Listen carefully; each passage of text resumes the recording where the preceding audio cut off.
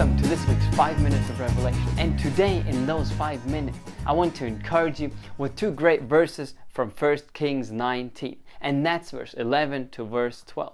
Because here it says, "Then he said," so this is God talking, "Go out and stand on the mountain before the Lord. And behold, the Lord passed by, and a great and strong wind tore into the mountains and broke the rocks in pieces before the Lord.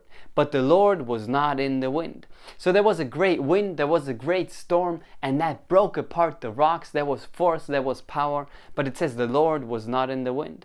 And after the wind, an earthquake, but the Lord was not in the earthquake. And after the earthquake, a fire, but the Lord was not in the fire. So all these great things happening, all these mighty things happening, where we would say, well, this is God working, this is God and putting this on people, this is God causing the earthquake to teach them something, or this is God bringing this great storm because those people lived in sin. But it says the Lord wasn't in it.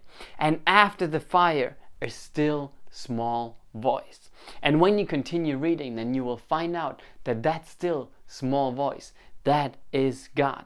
And this verse is simply encouraging you to change your mindset, to stop thinking that God is in the great things, in the destructive things, in the disasters. No, God is not like that.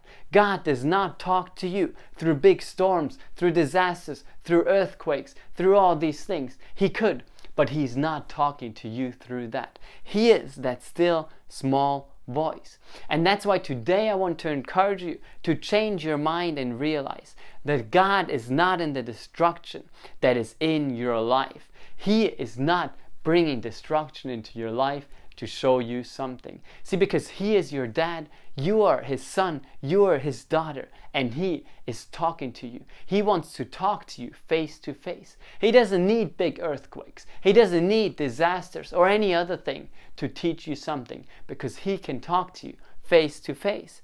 So He is that small voice, but all it takes is for you to listen.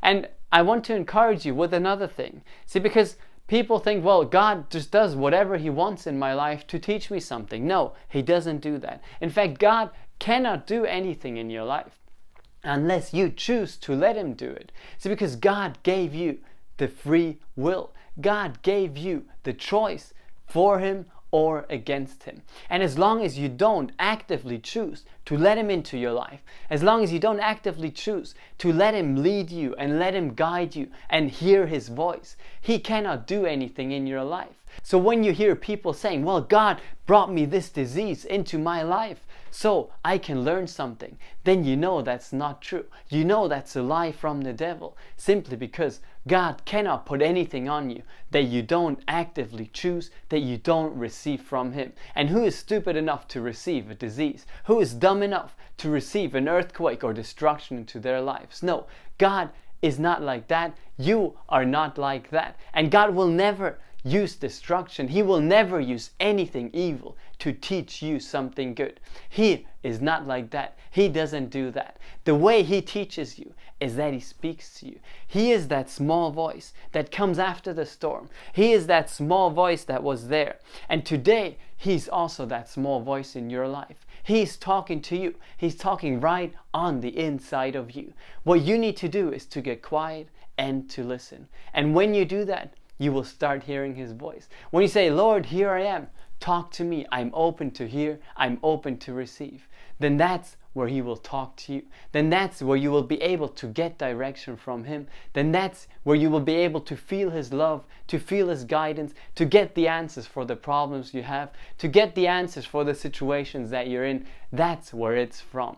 God does not use big earthquakes. He does not use fires, storms, destructive things to teach you something. No, He is that small voice, and that small voice is talking to you. But it is up to you to take your time and listen to it. And that's why I'm here today to encourage you to take this time.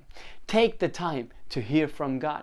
Take the time to let Him lead you and let Him guide you. And you will see that through His guidance, those earthquakes, those disasters won't appear in your life anymore, because the devil will have no place in your life to steal, to kill, and to destroy, because that's exactly what he will do. As long as you hear from God, as long as you're led by Him, you will go from blessing to blessing, and you will start living in heaven on earth. That's His will for you, and that's why He put me here, to encourage you with that today. So take this with you. Be blessed by that. Don't forget to read your chapter a day, and also let God talk to you through His Word, and I'll see you again next week.